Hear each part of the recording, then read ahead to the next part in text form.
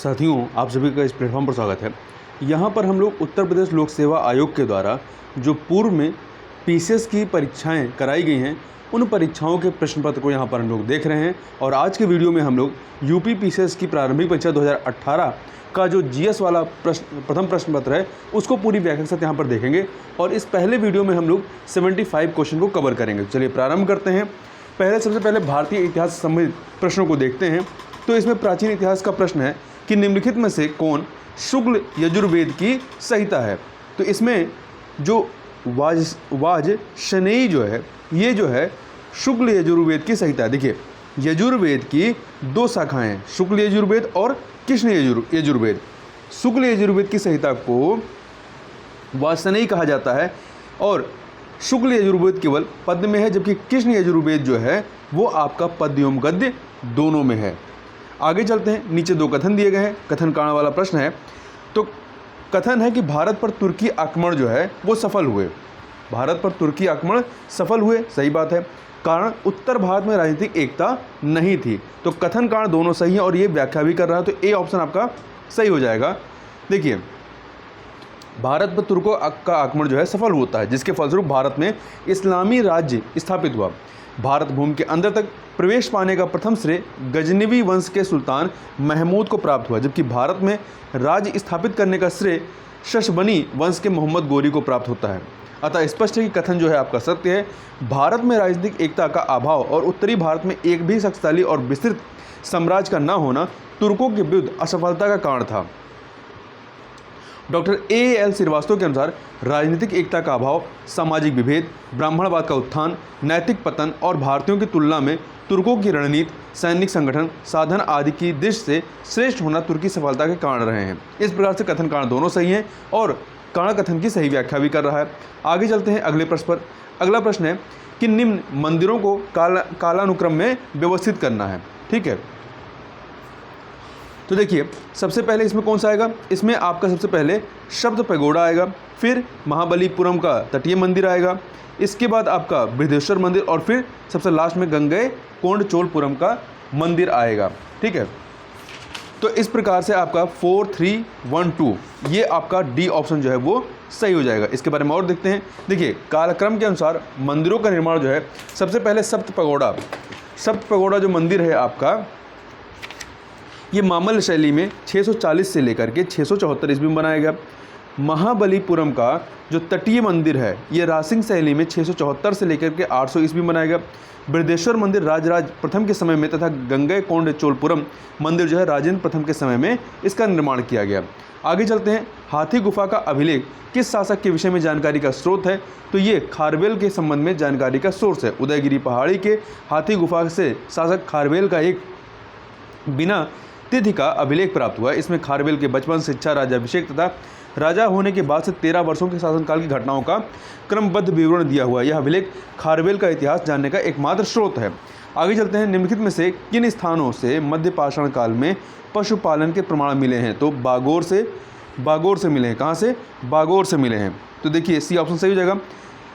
पशुपालन के प्रारंभिक साक्ष्य मध्य प्रदेश में होशंगाबाद के निकट आदमगढ़ पुरास्थल से और राजस्थान के भीलवाड़ा जिले में स्थित बागोर से। तो आदमगढ़ और बागोर दोनों से मिले हैं। आगे चलते हैं। अगला प्रश्न है, दो सूचियां हैं, इन्हें हमें सुमेलित करना है।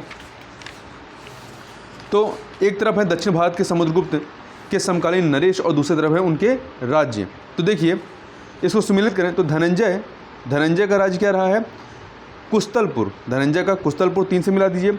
नीलराज का अवमुक्त है 1 से मिला दीजिए। उग्रसेन का पालक्का है 4 से मिला दीजिए। विष्णुगोपा का जो है कंची है या कांची है, इसको आप 2 से मिला दीजिए।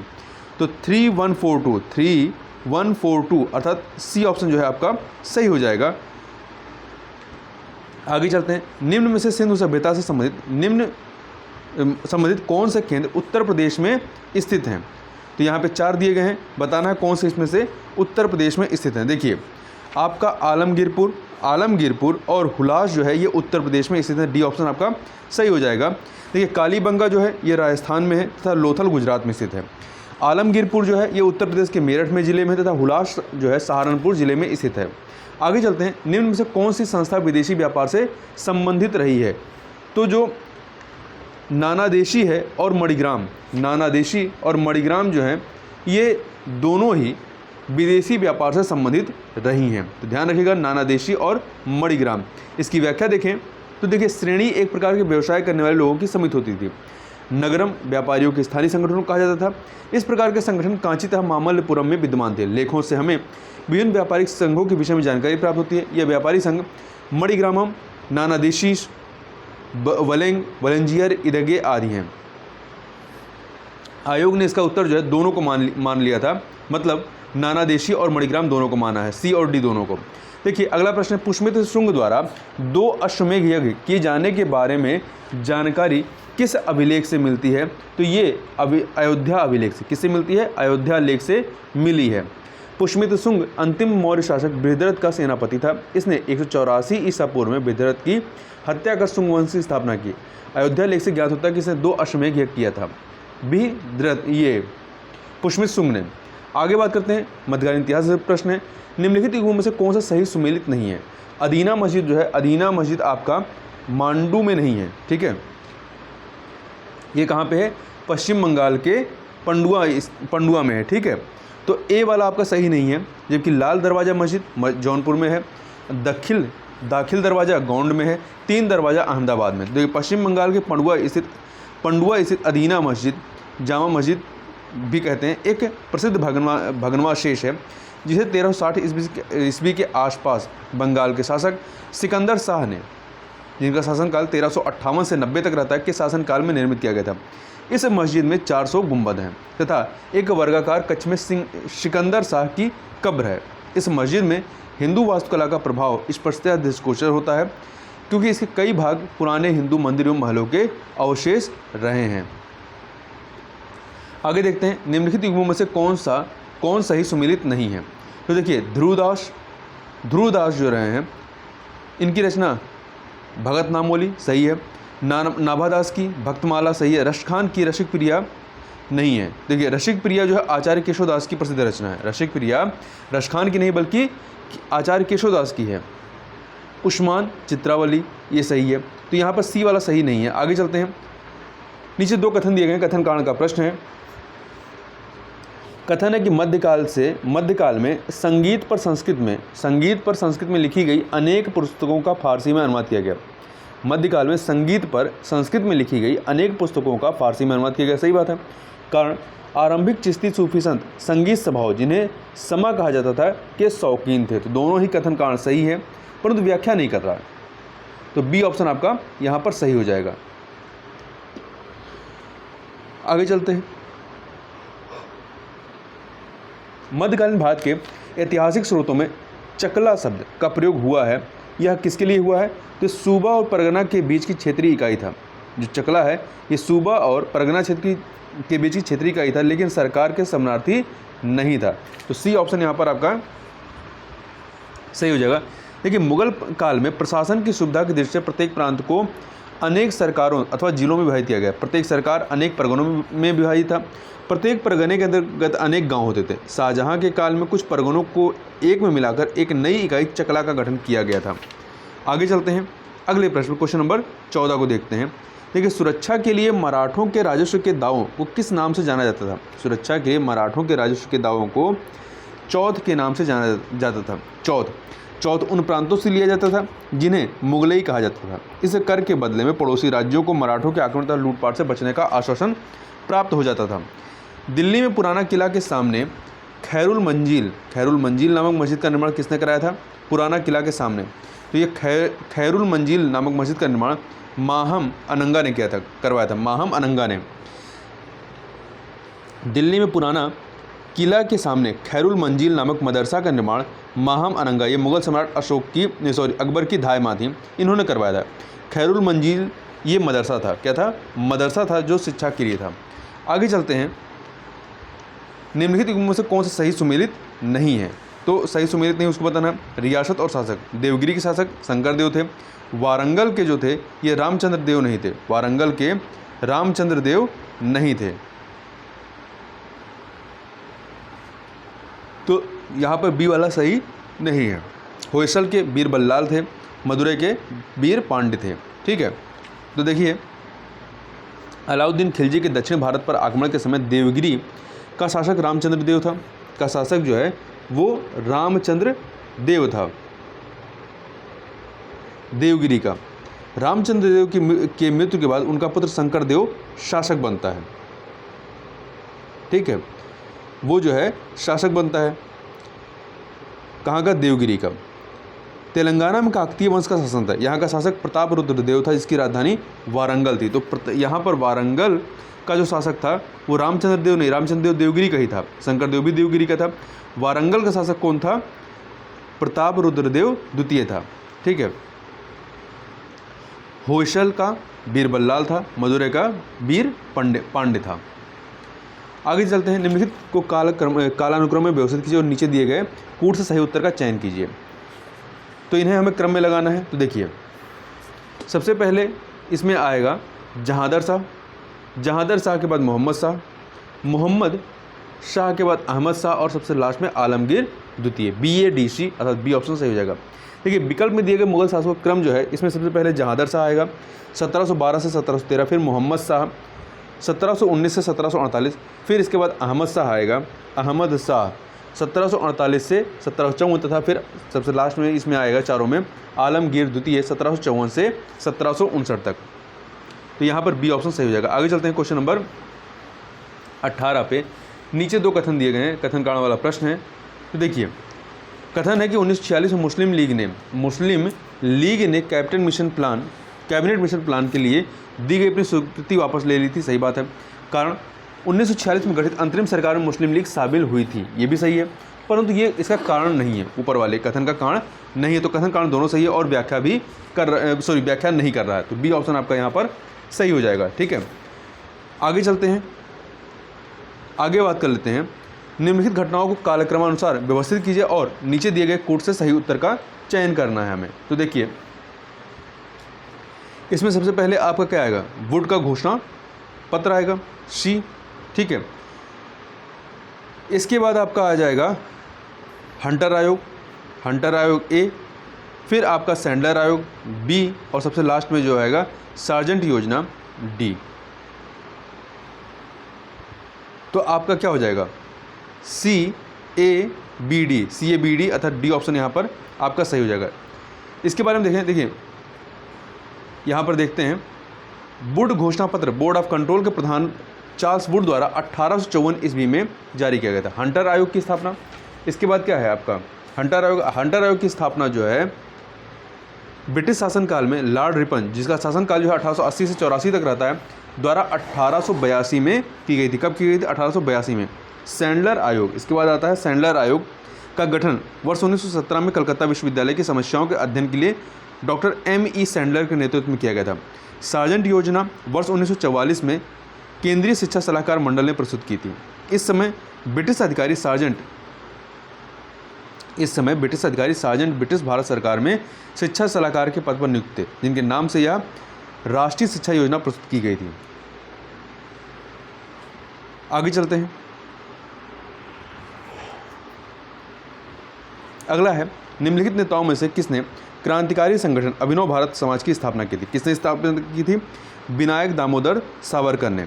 तो देखिए, विनायक दामोदर सावरकर, उनके भाई गणेश दामोदर सावरकर ने मित्र मेला नामक संगठन शुरू किया था, जिसे वर्ष 1904 में नासिक में BD सावरकर ने नाम परिवर्तित करके अभिनव भारत समाज नामक एक क्रांतिकारी संगठन के रूप में स्थापित कर दिया था।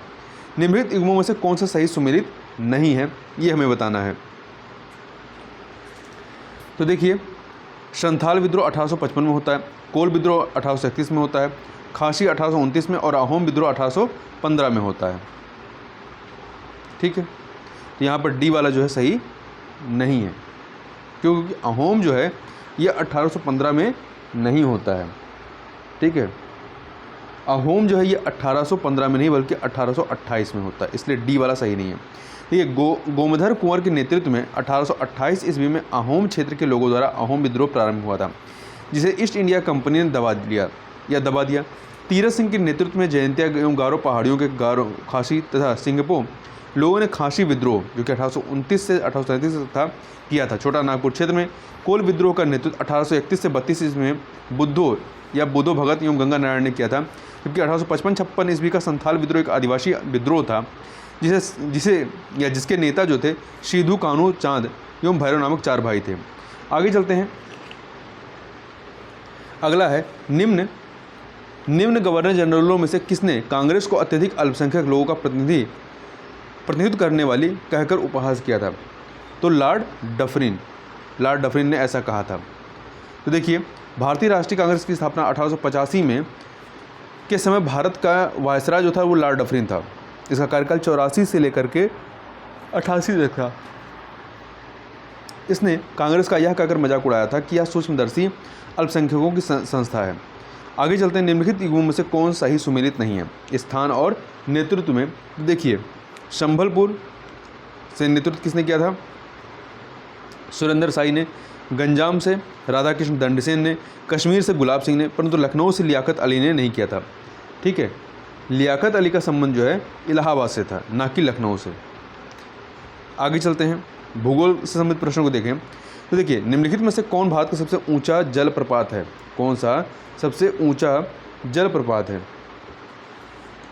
देखिए, जोंग जलप्रपात, कुंचिकल जलप्रपात, राकिम कुंड जलप्रपात और केवती जलप्रपात। देखिए, इसके बारे में थोड़ा सा एक्सप्लेनेशन देख लेते हैं। तो विश्व जलप्रपात डेटाबेस की वर्तमान स्थिति के अनुसार भारत का सबसे ऊंचा जलप्रपात जो है वो मेघालय का नोहकालीकई प्रपात है। कौन सा है? मेघालय का नोहकालीकई प्रपात है।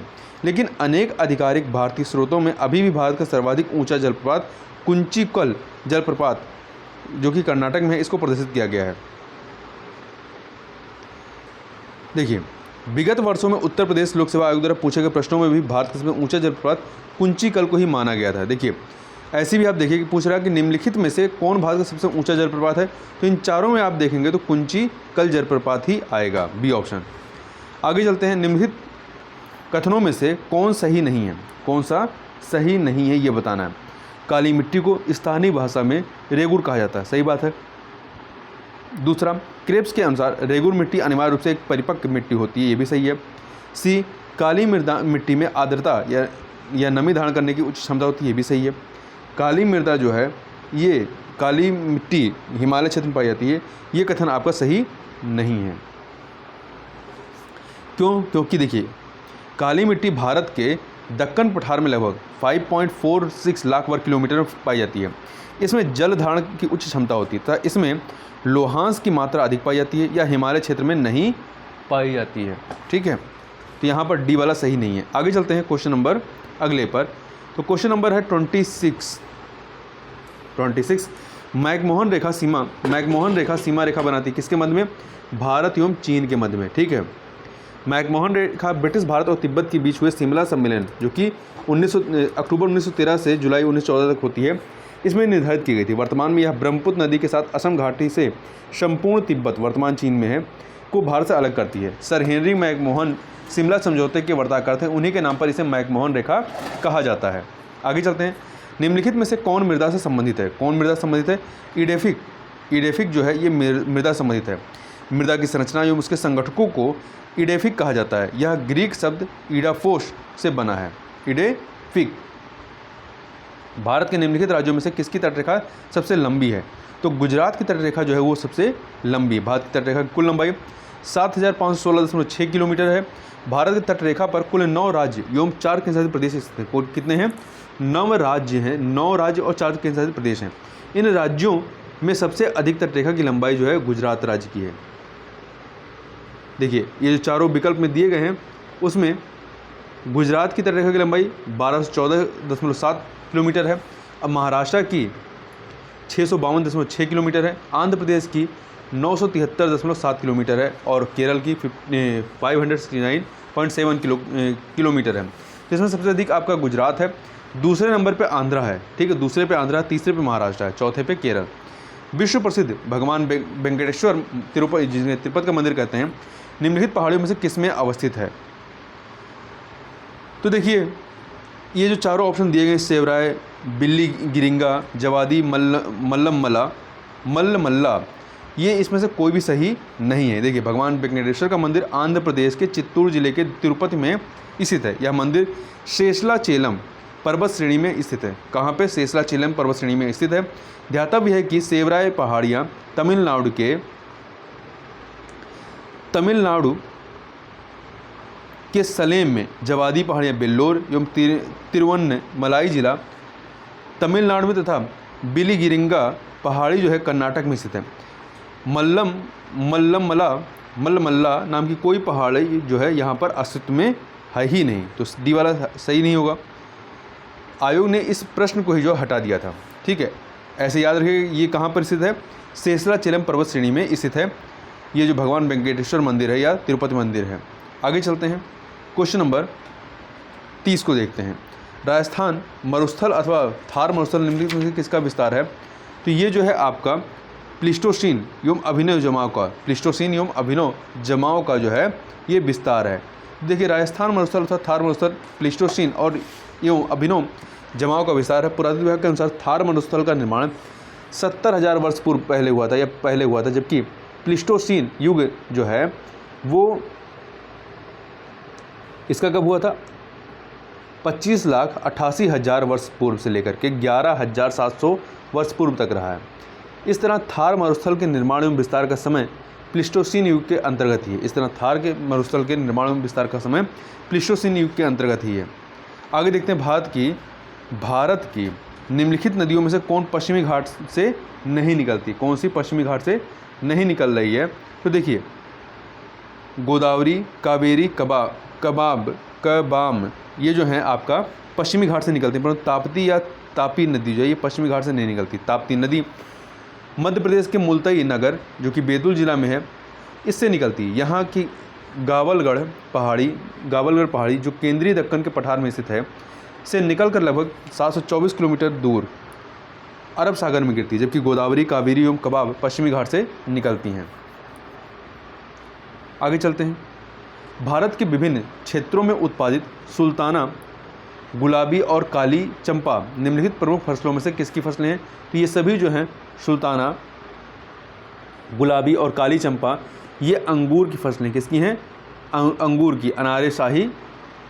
आगे चलते हैं, निम्नलिखित राज्यों में कौन इलायची एवं काली मिर्च का सबसे बड़ा उत्पादक है? तो केरल जो है ये इलायची एवं काली मिर्च का सबसे बड़ा उत्पादक है।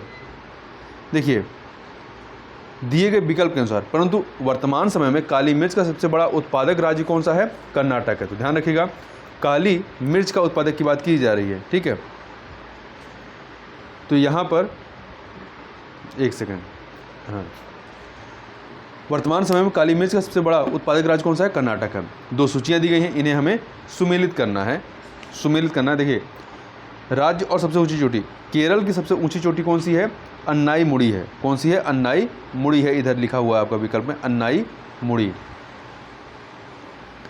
नागालैंड की देखें तो इसकी हो जाएगी शारामती। नागालैंड की शारामती अर्थात 4 से मिला दीजिएगा। इसके बाद आप यहाँ पे देखेंगे उत्तराखंड की नंदा देवी है। उत्तराखंड की नंदा देवी है, मतलब जो दूसरे पे उसको यहाँ ले आइए। तमिलनाडु की दोदा बेटा है। तमिलनाडु की दोदा बेटा है। ठीक है, तो ये आपका तमिलनाडु का आप दोदा बेटा से मिला दीजिए ये 1 से, तो क्या हो जाएगा आपका? ये हो जाएगा 3421। कौन सा? 3421 अर्थात सी ऑप्शन सही हो जाएगा। फिर से देख लीजिए, केरल की अन्नाई मुड़ी है, नागालैंड की सारामती है, उत्तराखंड की नंदा देवी है, तमिलनाडु की दोद्दा बेट्टा है। अन्नाई मुड़ी दक्षिण भारत की सर्वोच्च ऊंची चोटी है। आगे देखते हैं, निम्नलिखित भारतीय मौसम मुख्यालयों को उनकी स्थापना के कालानुक्रम में व्यवस्थित कीजिए और नीचे दिए गए कोड से सही उत्तर का चयन कीजिए। ठीक है, भारतीय मौसम मुख्यालय हैं ये, तो नई दिल्ली, कोलकाता, शिमला और पुणे। तो देखिए स्थापना का कालक्रम हमें लगाना है, तो सबसे पहले आपका कोलकाता, फिर शिमला है, इसके बाद पुणे है और सबसे लास्ट में नई दिल्ली आएगा। भारतीय मौसम विभाग की स्थापना 1875 में हुई थी। कब हुई थी? 1875 में की गई, जिसका मुख्यालय कहाँ पे है? कलकत्ता में था। वर्ष 1905 में मुख्यालय शिमला स्थानांतरित कर दिया गया और वर्ष 1928 में इसे पुणे में तथा वर्ष 1944 में दिल्ली में स्थानांतरित कर दिया गया। विश्व के भूगोल की बात करते हैं। विश्व का भूगोल देखते हैं यदि, तो वनस्पति जलवायु का सही सूचक है। वनस्पति जलवायु का सही सूचक है, यह कथन किससे संबंधित है? तो ये कोपेन से संबंधित है। जर्मन वनस्पति विज्ञानी तथा जलवायु विज्ञान वेता व्लादिमीर कोपेन ने वर्ष 1900 में विश्व की जलवायु का वर्णनात्मक वर्गीकरण प्रस्तुत किया, जिसे वर्ष 1918, 1931 तथा 1936 में संशोधित एवं परिमार्जित किया गया। कोपेन ने वनस्पति को जलवायु का सही सूचक माना है। इसने कैंडोल द्वारा 1874 में प्रस्तावित विश्व के 5 वनस्पति मंडलों को विश्व की जलवायु का विभाजन आधार बनाया है। कालांतर में कोपेन की भांति थॉर्नथ्वेट जो है ने भी यह स्वीकार किया है कि वनस्पति जलवायु की सूचक होती है तथा वनस्पति पर वर्षा की मात्रा तथा तापमान की पर्याप्त प्रभाव होता है, परंतु वाष्पीकरण को भी ध्यान में रखा जाता है। इसी का आधार पर थॉर्नथ्वेट ने वर्षण प्रभाविता को जलवायु प्रदेशों की सीमा निर्धारण में महत्व प्रदान किया है। जहां कोपेन ने वनस्पति को जलवायु का प्रत्यक्ष सूचक माना, वहां थॉर्नथ्वेट ने वनस्पति को जलवायु का अप्रत्यक्ष तत्व के रूप में स्वीकार किया है। ठीक है, आगे चलते हैं क्वेश्चन नंबर 37 पे। निम्नलिखित देशों में से किसमें पंपास की घास के मैदान स्थित हैं? तो पंपास के घास के मैदान जो हैं आपके अर्जेंटीना के ब्यूनस आयर्स, ला पंपा, श्रोतांके, देखिए शताफे एंते रियोश एवं कार्डोवा प्रांत में, ब्राज़ील के दक्षिणी प्रांत रियो ग्रैंडे डो शूल तथा संपूर्ण उरुग्वे में फैला हुआ है। ठीक है, कहाँ कहाँ पे? एक तो अर्जेंटीना में और दूसरा जो है ब्राज़ील में। तो यहाँ पर आपके दो उत्तर अर्जेंटीना और ब्राज़ील दोनों ही सही हो जाते हैं, दोनों ही सही हो गए हैं। और आयोग ने इस प्रश्न का उत्तर किसको माना है? अर्जेंटीना को ही माना है। ठीक है, पंपास घास का मैदान अर्जेंटीना। देखिए, निम्नलिखित युग्मों में कौन सही सुमेलित नहीं है? सोनोरन जो है ये संयुक्त राज्य अमेरिका का मरुस्थल है, तकला मकान चाइना का है, कराकुम तुर्कमेनिस्तान, और गिब्सन जो है ब्राज़ील का नहीं है। गिब्सन जो है ब्राज़ील का नहीं है, पश्चिमी ऑस्ट्रेलिया के विशाल मरुस्थल हैं। ठीक है, आगे चलते हैं। निम्नलिखित कॉफ़ी उत्पादक देशों को उनके कॉफ़ी उत्पादन जो कि वर्ष 2016 के अनुसार, तो कॉफ़ी उत्पादन को अवरोही क्रम में व्यवस्थित करें और नीचे दिए गए कूट से सही उत्तर का चयन करें। तो देखिए, ये 2016 का आंकड़ा है, अब ये आंकड़े बदल गए हैं। ठीक है, तो उस समय इसके 2016 के आंकड़ों के अनुसार ये क्या था? ये था आपका ब्राज़ील, फिर आपका वियतनाम, फिर कोलंबिया और सबसे लास्ट में इंडोनेशिया था। ठीक है, और वही मतलब बड़े से छोटे क्रम में सबसे अधिक कॉफ़ी का उत्पादन कहाँ से हो रहा था? ब्राज़ील से, फिर वियतनाम से, फिर आपका कोलंबिया और फिर इंडोनेशिया से। इसके बारे में देखें, जो लेटेस्ट आंकड़ा है उसको हम लोग यहाँ पर एक बार देख लेते हैं। देखिए, खाद्य एवं कृषि संगठन के 2020 के आंकड़ों के अनुसार कॉफ़ी उत्पादन के दृष्टि से देशों का क्रम जो है वो ब्राज़ील, वियतनाम एवं कोलंबिया है। ब्राज़ील, वियतनाम एवं कोलंबिया है। आगे चलते हैं। स्वेज नहर के बन जाने के पश्चात भारत और यूरोप के मध्य की सामुद्रिक दूरी में कितनी कमी आई है? तो कुल जो है 7000 किलोमीटर, कितनी? 7000 किलोमीटर की कमी आई है। स्वेज नहर के बन जाने के पश्चात भारत और यूरोप के मध्य की सामुद्रिक दूरी में लगभग 7000 किलोमीटर की कमी आई है। स्वेज नहर के बनने से पहले यूरोपवासियों को भारत पहुंचने के लिए अफ्रीका के पश्चिमी तट होते हुए केप ऑफ गुड होप मार्ग द्वारा भारत आना पड़ता था। गौरतलब है कि स्वेज नहर से समुद्री यातायात जो है 1879 में प्रारंभ हुआ था। कब हुआ था? 1879 में। निम्नलिखित नदियों में किसके मुहाने पर पक्षी के पंजे की आकृति वाला डेल्टा बनता है? तो जो मिसिसिपी मिजोरी जो आपका नदी है यहाँ पर, तो देखिए मिसिसिपी नदी जो है मैक्सिको की खाड़ी में पक्षी के पंजे की आकृति वाली डेल्टा बनाती है, जबकि नील नदी जो है ये चापाकार डेल्टा का निर्माण करती है। निम्नलिखित देशों में से कौन सा विश्व में आयोडीन का अग्रणी उत्पादक है? कौन सा आयोडीन का अग्रणी उत्पादक है? तो देखेंगे आप, चिली जो है 2015-19 के आंकड़ों के अनुसार चिली रहा है वर्ल्ड मिनरल प्रोडक्शन के आंकड़ों के अनुसार। वर्ष 2020 में विश्व में आयोडीन का सबसे बड़ा उत्पादक देश भी चिली ही रहा है। चिली के बाद जापान दूसरे नंबर पे है और आयोडीन दूसरा सबसे बड़ा आयोडीन उत्पादक है। देखिए, नंबर सबसे जो आयोडीन का उत्पादन कर रहा है चिली है, दूसरे नंबर पे जापान है लेटेस्ट आंकड़ों के अनुसार भी। आगे चलते हैं। नीचे निम्न घटनाओं पर विचार करना है। और उपयुक्त घटनाओं को पृथ्वी पर उनके उत्पन्न होने के कालक्रमानुसार व्यवस्थित कीजिए तथा नीचे दिए गए कोड से सही उत्तर का चयन करना है हमें। तो देखिए, सबसे पहले आपका कवच वाले जीव 3, फिर आपका पहला सरीसृप 2, फिर आपका क्या हो जाएगा, फिर इसके बाद एक सेकेंड कवच वाले जीव आ जाएंगे। कवच, देखिए इसको यदि क्रम से लगाते हैं तो सबसे पहले आपका क्या आ रहा है, सबसे पहले कवच वाले जीव आएंगे, ठीक है, 3 आ गया। फिर इसके बाद आएगा पहला कीट, फिर पहला सरीसृप आएगा।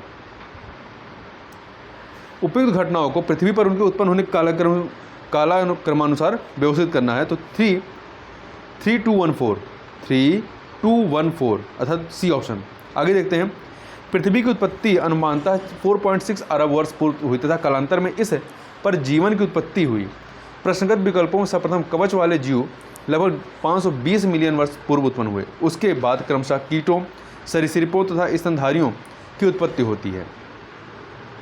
आगे देखते हैं, निम्नलिखित में से कौन कीटों से प्राप्त नहीं होता है? कौन सा कीटों से प्राप्त नहीं होता? तो मोती जो है कीटों से प्राप्त नहीं होता, रेशम, शहद, लाख प्राप्त होता है।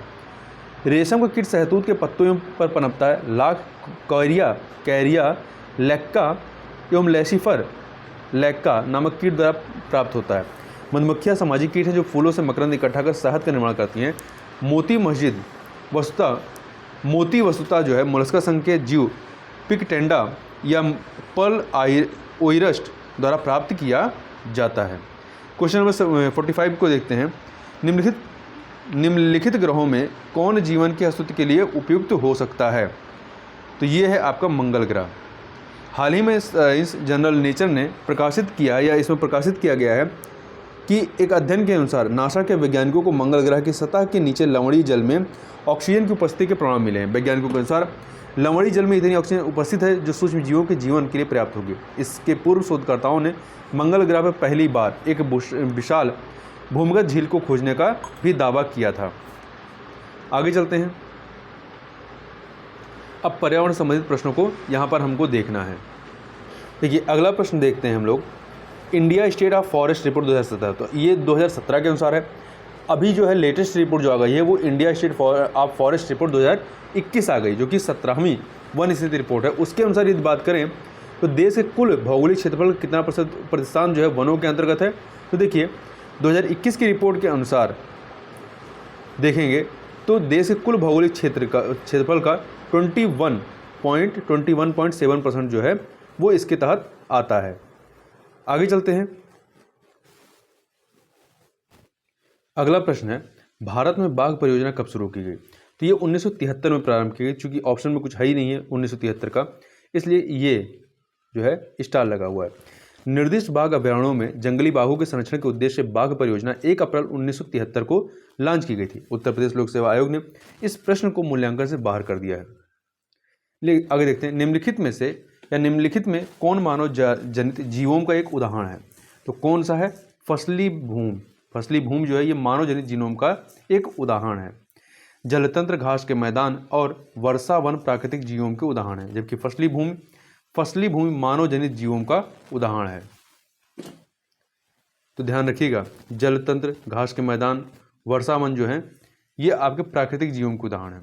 आगे चलते हैं, निम्नलिखित में से कौन सा जानवर बिना पानी पिए सबसे लंबी अवधि तक रह सकता है? तो ये जो है आपका कंगारू चूहा है। उसमें यह अनुकूलता उसके उत्सर्जन तंत्र जो ब्रिक होता है उसकी विशेष संरचना व कार्यप्रणाली के कारण होता है। आगे देखते हैं, भारत का प्रथम national centre for marine biodiversity NCMB किस शहर में स्थित है?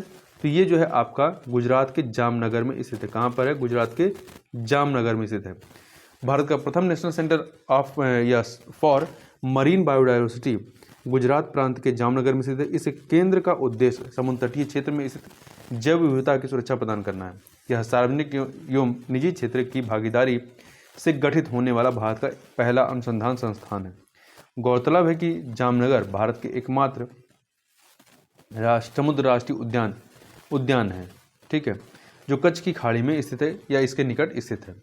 आगे चलते हैं, डाजीगम राष्ट्रीय उद्यान निम्नलिखित में किससे संबंधित है? तो ये जो है आपका हंगुल या कश्मीर स्टैग से संबंधित है। देखिए, यूँ तो कश्मीर मृग, गोल्डन ओरियोल तथा येलो थ्रोटेड मार्टन तीनों ही डाजीगम राष्ट्रीय उद्यान पाए जाते हैं, लेकिन डाजीगम राष्ट्रीय उद्यान मुख्य रूप से हंगुल या कश्मीर स्टैग के लिए प्रसिद्ध है।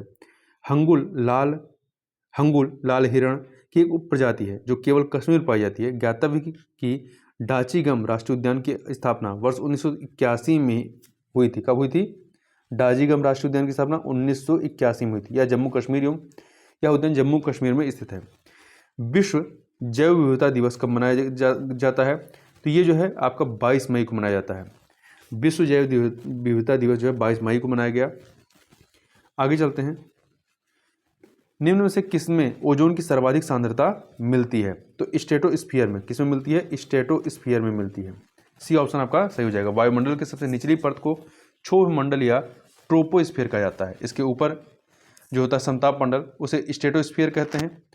फिर मध्यमंडल को मेसोस्फीयर कहते हैं और बहिर्मंडल को एक्सोस्फीयर कहते हैं।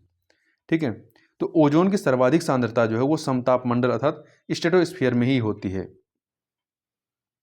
आगे चलते हैं। वैश्विक उष्मन के फलस्वरूप या ग्लोबल वार्मिंग के फलस्वरूप निम्नलिखित में किसकी बारंबारता और प्रचंडता बढ़ रही है? तो देखिए, केवल चक्रवात की, तूफान की, भूवंडर, इन सभी की। तो डी ऑप्शन आपका यहाँ पर सही हो जाएगा। आगे चलते हैं 55 नंबर क्वेश्चन को देखते हैं। 55 को देखते हैं। निम्नलिखित में से कौन श्वावासन संरक्षण इन सिटू का उदाहरण नहीं है? कौन सा इन सिटू का उदाहरण नहीं है? तो देखिए, वनस्पति बाग जो है ये श्वासन अर्थात इन सिटू संरक्षण का उदाहरण नहीं है। इसके तहत जीवों का उनके प्राकृतिक आवास में संरक्षण श्वासन इन सिटू संरक्षण कहलाता है। इसमें जीन बैंक आएगा, उत्तक संवर्धन केंद्र है, वनस्पति उद्यान है, चिड़ियाघर है, एक्वेरियम है, आदि आदि जो है वाह इक्सिटू कहलाते हैं। क्या कहलाते हैं? इक्सिटू कहलाते हैं। सूर्य के प्रकाश से पराबैंगनी विकिरण अभिक्रिया निम्न से क्या पैदा करती है? तो ये ओजोन पैदा करती है। सूर्य के प्रकाश से पराबैंगनी विकिरण अभिक्रिया निम्न से क्या पैदा करती है? तो ये जो है आपका ओजोन। ठीक है, सी ऑप्शन आपका सही हो जाएगा। देखिए, समताप मंडल में ओजोन का निर्माण मुख्यतः पराबैंगनी विकिरण द्वारा होता है। यह संपूर्ण क्रिया 2 चरणों में संपन्न होती है। पहले चरण के अंतर्गत सूर्य के प्रकाश में उपस्थित उच्च ऊर्जा युक्त किरणें ऑक्सीजन अणु पर प्रहार कर उसे 2 परमाणु में तोड़ती हैं। दूसरे चरण में प्रत्येक ऑक्सीजन अणु से क्रिया करके ओजोन का निर्माण करता है। यह क्रिया निरंतर तब तक चलती रहती है जब तक कि समताप मंडल में पारिस्थितिकी किरणें उपस्थित रहती हैं। जब तक ये किरणें उपस्थित है तब तक चलता है। आगे देखते हैं, निम्नलिखित युग्मों में से कौन सही सुमेलित नहीं है? रेनेटिंग ये पनीर में होता है। जैव प्रौद्योगिकी इसका उदाहरण प्लाज्मिड्स है। गोल्डन चावल, विटामिन ए। ओजोन परत ट्रोपोस्फीयर में नहीं होता है, स्ट्रेटोस्फीयर में होता है। ओजोन परत जो है आपका स्ट्रेटोस्फीयर में होता है। आगे चलते हैं। निम्नलिखित युग्मों में से कौन सा सही सुमेलित नहीं है? तो बांदीपुर राष्ट्रीय उद्यान कर्नाटक में, मानस वन्यजीव अभ्यारण्य असम में, पेरियार वन्यजीव अभ्यारण्य केरल में, परंतु सिमलीपाल राष्ट्रीय उद्यान जो है ये मध्य प्रदेश में नहीं है बल्कि उड़ीसा के मयूरभंज में स्थित है। आगे देखते हैं, मीथेन निम्न से किससे निकलती है या उत्सर्जित होती है? तो देखिए, धान खेत से निकलती है, दीमक की बावी से निकलती है, तो इन दोनों से ही निकलती है। अर्थात सी ऑप्शन आपका यहाँ पर सही हो जाएगा। ठीक है, धान के खेत, कोयले की खदानें एवं घरेलू पशु वातावरण में मीथेन उत्सर्जन के मानवीय स्रोत हैं, जबकि आर्द्रभूमि, दीमक, हाइड्रोजन मीथेन उत्सर्जन के प्राकृतिक स्रोत हैं। आगे चलते हैं अगले प्रश्न पर। जुलाई 2018 में निम्न से किसके द्वारा सफर वायु गुणवत्ता एवं मौसम पूर्वानुमान प्रणाली का उद्घाटन किया गया था? जून 2018 में। तो ये करंट का क्वेश्चन हो गया। डॉक्टर हर्षवर्धन ने किया था। किसने किया था? डॉक्टर हर्षवर्धन ने किया था। ये उस समय पर्यावरण, वन एवं जलवायु परिवर्तन मंत्री थे। सफर का पूर्ण रूप क्या है या नाम क्या है? ठीक है, system for air quality and weather forecasting. System for air quality and weather forecasting. आगे देखते हैं, वर्तमान में जनसंख्या के सुखों का परित्याग किए बिना भविष्य के लिए ऊर्जा तथा अन्य संसाधनों की बचत निम्न से कौन सी अवधारणा की परिभाषा है? तो ये जो है संपोषणीय विकास की परिभाषा है। देखिए, संपोषणीय विकास की अवधारणा का प्रारंभ वर्ष 1962 में वैज्ञानिक रचल कार्सन की पुस्तक साइलेंट स्प्रिंग तथा वर्ष 1998 में जीव वैज्ञानिक पॉल इरलिच की पुस्तक द पॉपुलेशन बम से हुआ, लेकिन इस शब्द का वास्तविक रूप से विकास वर्ष 1987 में ब्रटलैंड आयोग की रिपोर्ट हमारा साझा भविष्य आवर कॉमन फ्यूचर के साथ हुआ। संपोषणीय विकास संसाधनों के उपयोग का एक आदर्श मॉडल है जो यह बताता है कि आर्थिक विकास के साथ साथ पर्यावरण को भी सुरक्षित रखना है। इसका उद्देश्य वर्तमान और भविष्य की पीढ़ियों के लिए प्राकृतिक संसाधनों को सुरक्षित रखते हुए इसका इस प्रकार प्रयोग किया जाए कि प्राकृतिक संसाधनों का क्षरण न्यूनतम हो सके। ग्रीन पीस इंटरनेशनल का मुख्यालय कहाँ स्थित है? तो नीदरलैंड के एम्स्टर्डम में स्थित है। आगे चलते हैं। निम्नलिखित में से कौन द्वितीयक प्रदूषक है? तो द्वितीयक प्रदूषक कौन सा है?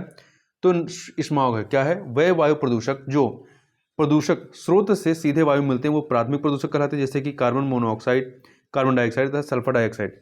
ऐसे वायु प्रदूषक जो प्राथमिक वायु प्रदूषकों तथा साधारण वातावरणीय पदार्थों की क्रिया के फलस्वरूप उत्पन्न होते हैं द्वितीय प्रदूषक कहलाते हैं, जैसे कि PAN, ओजोन तथा स्मॉग। ये द्वितीय प्रदूषक के उदाहरण हैं। आगे चलते हैं। निम्नलिखित पारिस्थितिकी तंत्र में किसमें प्रजाति विविधता सापेक्षता काफ़ी अधिक होती है? तो देखिए, उष्णकटिबंधीय वर्षा वन में और कोरल रीफ दोनों में होती है। ठीक है। देखिए, किसी निश्चित भौगोलिक क्षेत्र में पाए जाने वाले जीवों की संख्या तथा उनकी विविधता को जैव विविधता कहा जाता है। उष्णकटिबंधीय वर्षा वनों में पृथ्वी के सभी पारिस्थितिक तंत्रों में सर्वाधिक जैव विविधता पाई जाती है। कहाँ पर? उष्णकटिबंधीय वर्षा वनों में।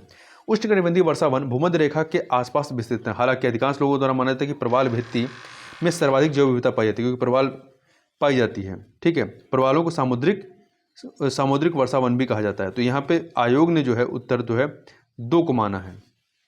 देखिए, एक सेकेंड देखिए, तो इसमें जो है आपका आयोग ने बी और सी अर्थात उष्णकटिबंधीय वर्षा वन और कोरल रीफ दोनों को सही माना है। ठीक है। आगे चलते हैं। निम्नलिखित में कौन सामान्य परिस्थिति में वृक्ष के पत्तों की सरसराहट का डेसिबल स्तर प्रदर्शित करता है? तो कौन करता है? 20 डेसिबल। ठीक है। ये वृक्ष के पत्तों की सरसराहट को प्रदर्शित करता है। आगे चलते हैं। जलवायु परिवर्तन पर संयुक्त राष्ट्र का सम्मेलन COP21 आयोजित हुआ था। कहाँ पर? पेरिस में हुआ था। ठीक है। ये 30 नवंबर से 12 दिसंबर 2015 के मध्य फ्रांस की राजधानी पेरिस में इसका आयोजन किया गया था। जबकि COP26 का आयोजन 31 अक्टूबर से लेकर के 12 नवंबर 2021 तक ब्रिटेन के ग्लासगो में संपन्न हुआ था, जो लेटेस्ट हुआ था। जलवायु परिवर्तन पर भारत की प्रथम राष्ट्रीय कार्य योजना कब लोकार्पित की गई थी? 2008 में। ठीक है, 2008 में। इस कार्य योजना को जारी करने का उद्देश्य जलवायु परिवर्तन के बढ़ते दुष्प्रभावों को कम करना रहा है। गौरतलब है कि जलवायु परिवर्तन के कारण कृषि, खाद्य सुरक्षा को खतरा पहुंचने के साथ साथ ही समुद्री जल का बढ़ता स्तर, प्राकृतिक आपदाओं की तीव्रता, प्रजातियों का लुप्त होना और वेक्टर जनित बीमारियों की घटनाएं दिनों दिन बढ़ रही हैं। आगे देखते हैं। सबसे अधिक स्थिर पारिस्थितिकी तंत्र कौन सा है? तो सबसे अधिक स्थिर जो पारिस्थितिकी तंत्र है वो आपका सागरीय या महासागर है। आगे चलते हैं। इसमें देखिए, सागरीय या महासागर पारिस्थितिकी तंत्र सबसे अधिक स्थिर पारिस्थितिकी तंत्र कहलाता है। यह तंत्र है। सागरीय पारिस्थितिकी तंत्र अपनी रासायनिक संरचना के कारण स्थिर रहता है। सागर या सागरीय जल खारा होने के साथ ही विघटित ऑक्सीजन, डिजॉल्व ऑक्सीजन, प्रकाश और तापमान के स्थिर रहने के कारण सबसे स्थिर तंत्र है। इंसिनरेटर्स का प्रयोग निम्नलिखित में किसके लिए किया जाता है? कूड़ा कचरा को जलाने के लिए इसका उपयोग किया जाता है। आगे चलते हैं। इसमें देखते हैं। तो देखिए, इंसिनरेशन एक अपशिष्ट उपचार प्रक्रिया है जिसके तहत अपशिष्ट पदार्थों के दहन के माध्यम से उनमें शामिल कार्बनिक तत्वों को नष्ट किया जाता है। इस प्रक्रिया हेतु इंसिनरेटर्स का प्रयोग किया जाता है। हरितगृह प्रभाव क्या है? तो हरितगृह प्रभाव जो है वैश्विक ताप में वृद्धि है। क्या है? वैश्विक ताप में वृद्धि है। आगे चलते हैं। निम्नलिखित में से कौन प्राकृतिक गैस का नेचुरल गैस का मुख्य अवयव भाग है? तो यह है मीथेन। ये प्राकृतिक गैस एक रंगहीन, गंधहीन, पर्यावरण अनुकूल ऊर्जा स्रोत है। यह कई गैसों का मिश्रण होता है। इसमें मुख्य रूप से मीथेन शामिल होता है। क्या होता है? मीथेन शामिल होता है। पशुओं को दिए जाने वाला कौन सा दर्द निवारक भारत में गिद्धों के लगभग विलुप्त होने के लिए उत्तरदायी है?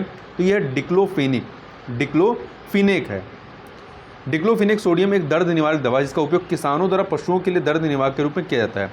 जब इस दवा के उपयोग के दौरान पशु मर जाता है और उसी मरे हुए पशु का मांस गिद्ध खा लेते हैं तो उसकी भी मृत्यु हो जाती है। आगे चलते हैं। निम्नलिखित देशों में कौन सा 2015 में सर्वाधिक कार्बन डाइऑक्साइड का उत्सर्जक था? तो कौन था?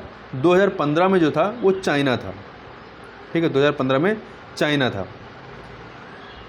दूसरे पे संयुक्त राज्य अमेरिका था, तीसरे पे यूरोपियन यूनियन, चौथे पे भारत था। निम्न में से कौन सा कथन सही है? कौन सा कथन सही है ये हमें बताना। देखिए, प्राकृतिक आपदाएं सर्वाधिक क्षति विकासशील देशों में करती हैं। विकासशील। भोपाल गैस त्रासदी मानव निर्मित थी। भारत आपदा युक्त देश है। मैंग्रोव चक्रवातों का प्रभाव कम करते हैं। ये सभी के सभी यहाँ पर सही हैं। ठीक है, सभी के सभी इसमें आप देखेंगे तो सारे कथन सही हैं। इसमें देखिए, इसमें आपका हिंदी इंग्लिश वर्जन को लेकर के दिक्कत थी, तो यहाँ पर ये चारों के चारों सही होने चाहिए। तो चूंकि कोई उत्तर यहाँ पर दिया, चारों ऑप्शन मतलब किसी विकल्प में चारों नहीं दिया गया है। ठीक है, बाद में आयोग ने इसका उत्तर जो है या इस प्रश्न को ही जो हटा दिया था। आगे चलते हैं। एक सेकंड। Question number 75। धुआं में आंखों को प्रभावित करने वाला कौन सा शक्तिशाली उत्तेजक होता है? तो क्या होता है? पैरॉक्सी एसिटाइल नाइट्रेट होता है। पैरॉक्सी एसिटाइल नाइट्रेट प्रकाश रासायनिक धुएं फोटोकेमिकल स्मॉग में उपस्थित एक द्वितीयक प्रदूषक है जो आंखों में जलन पैदा करता है। इस प्रकार से हम लोगों ने 75 क्वेश्चन को कंप्लीट किया। तो इस वीडियो में बस इतना ही। मिलते हैं नेक्स्ट वीडियो में, तब तक के लिए बहुत बहुत धन्यवाद।